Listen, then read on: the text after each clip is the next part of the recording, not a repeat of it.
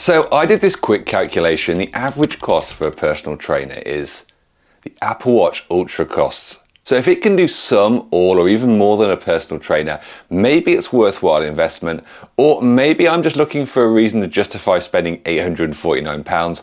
Either way, I was determined to find out. This is the story of 100 days swapping my personal trainer, for the purpose of this video, we'll call him Dave, with a microcomputer on my wrist. So let's review the watch and find out, is Dave getting his job back? There are three key components to healthy living: exercise, diet, and rest and recovery.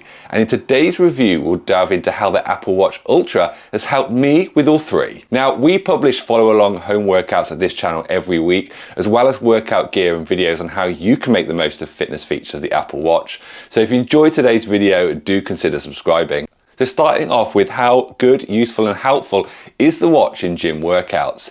The Apple Workout app has really come on since early editions. It has a wide variety of workout tracking options. Now, my go-to are traditional strength training for any free weight lifting exercises, as well as machine work, for example, the indoor row, cycle, and swim. In instances where I'm using multiple pieces of cardio equipment, but I don't want to start needing to stop logging multiple machines, I will select high intensity interval training, allowing me to just hit the stop and start button once in a workout. The other category of workouts I log fairly frequently is functional strength training, and I use this for my high rocks and CrossFit style workouts and kettlebell training. In the gym, I love the fact I can now leave my phone at home with my music downloaded to the watch, which is possible for both Spotify and Apple Music. I can track each workout, but I've got everything I need on the watch, leaving my hands and pockets free to focus on the workout.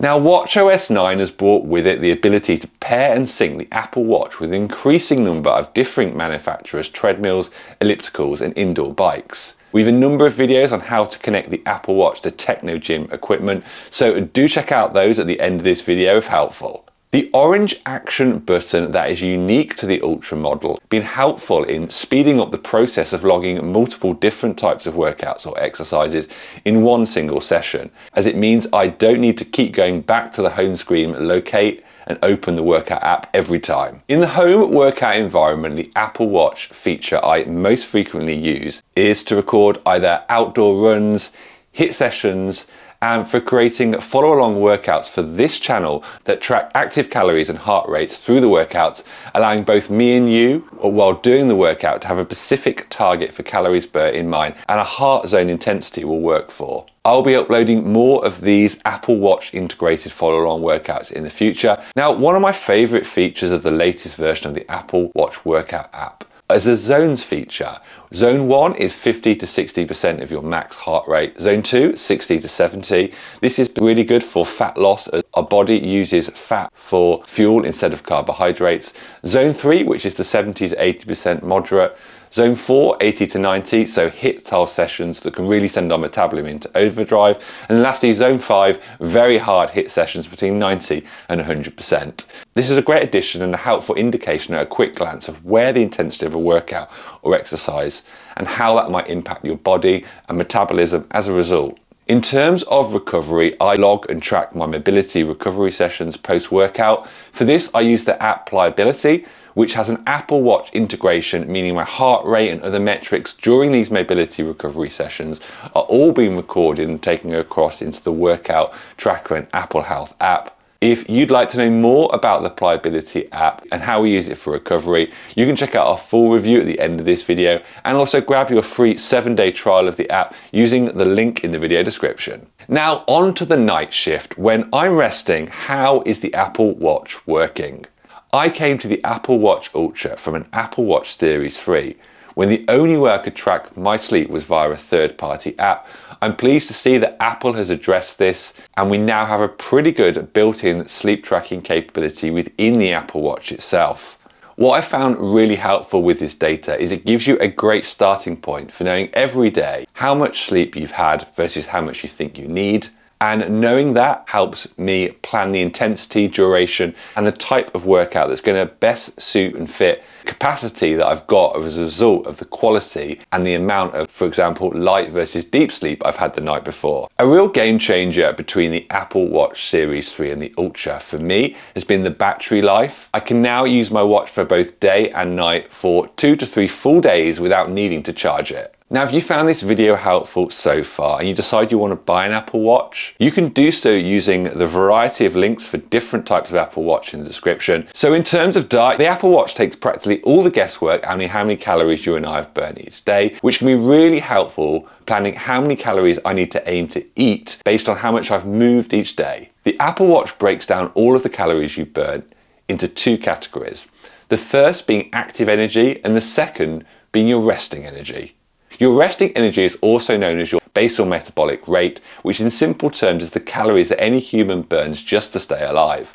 Now, in the Apple Fitness app, you can check your resting energy metrics simply by going to the Health app, tapping on the bottom right hand corner on the Browse button, then tap Activity and your resting energy, and this gives you a full breakdown of all the information. Now, on the other side of this equation is the active energy burn. This will include all our exercise and any active movement. So things like simply going up and down the stairs to the kitchen to grab some lunch, all of this is factored into your active energy. To find your active energy metrics on the watch, head to the Health app, tap the Browse tab, and then click on Active Energy. And you can also find this in the Fitness app on the iPhone. It's the pinkish color outer ring, which you can also see on your watch face. The Apple Watch combines these 2 figures to give you your total daily expenditure of calories, and to find that, open up the Apple Fitness app, and this figure is your total daily expenditure of calories burnt in that red pinkish color. By wearing the watch day in, day out over the last 100 days and seeing what the numbers are, I can estimate where it will likely be by the end of the day. Then depending on the meal I'm prepping, say lunch or dinner, I can plan and regulate the amount of calories I want to be taking in at that time of day. And the more I do this, the easier it becomes to get a good sense of what my body needs in terms of calories. Now, one of the simplest things you can do when you first set up your watch is to make sure you enter the correct baseline data in terms of your weight and height, etc., as this helps ensure the data that you're getting back in terms of calories burned is as accurate as possible. In terms of the workout, fitness, and Apple Health and Sleep apps work together to give you and I meaningful metrics that we can make informed decisions about. When you first get the Apple Watch during the setup process, you can set your movement, exercise, and stand goals. These collectively make up your daily fitness goals and will be 3 targets you're working towards closing in the Apple Fitness rings each day.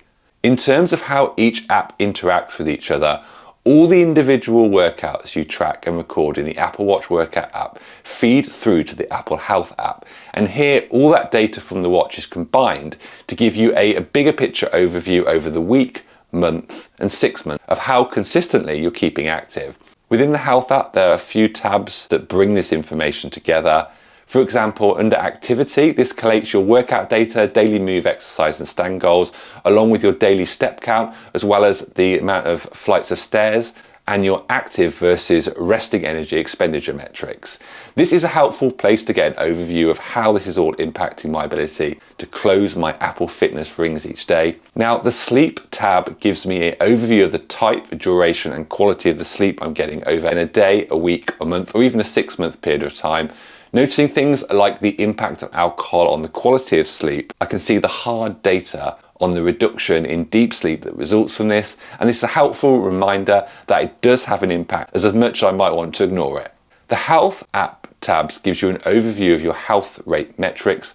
Under this tab, you'll see if you've had any low heart rate notifications, your VO2 max readings, which is an indicator of the fitness level, along with the date of any outcomes of any ECG you've undertaken with the watch to check the sinus rhythm of your heart, which basically checks if it's beating in a uniform fashion. A personal favorite watch face of mine is this, which gives you a heart rate monitoring graph. It's always interesting to see how this is impacted by exercise, food, coffee. Keeping our hearts healthy, or dicky ticker as my granddad used to say, is one of the most important things we can do. A setting I'd recommend most people switch on is the irregular rhythm heart rate notifications. You can do this in the watch app by heading to the settings and turning this on. Body measurements is another useful tab to track changes in your body over time, from simply entering your waist circumference to tracking over time, entering your body composition, such as fat percentage, body mass index, so you can assess all of the data in one place. So it's worth taking the time to input that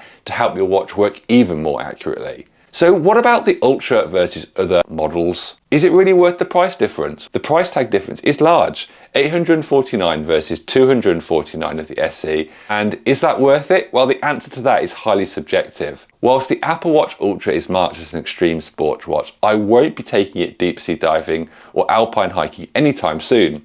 But from a practical day-to-day use point of view, that longer battery life for me is personally a game changer and worth it.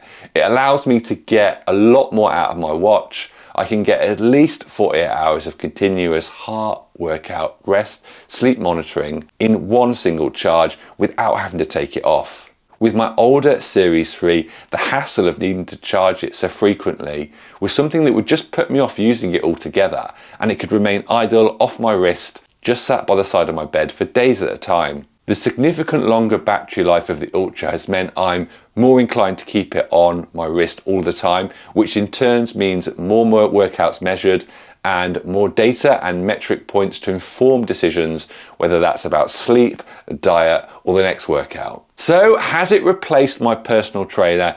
Is Dave getting his job back? There's no doubt that the watch does a huge amount, but it is, of course, does have its limitations. It's not quite able to give me front squat tips. So for now, it's a great aid, but Dave, if you're listening, you're still in a job. So lastly, will I be returning it to get my money back? Absolutely not. Besides all the features I've talked through, one of my goals this year is to reduce the screen time on my phone, and the watch has started to help me do that. This is now part of my core workout equipment, and it's really motivating to be able to look back and see the tracked workout progress, the ups and downs of training along the way. If you decide now is the right time to buy an Apple Watch, do purchase yours using any of the links in the video description and pair it with one of our follow-along Apple Watch integrated home workouts here. And for more tips on how to get the most out of your watch, check out the tips here. This is Metcon Marcus out. See you in the next video.